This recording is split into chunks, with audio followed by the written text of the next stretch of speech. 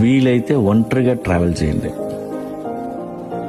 ముందుగా hotel book చేయొద్దు, everyday plans పెట్టుకోవద్దు.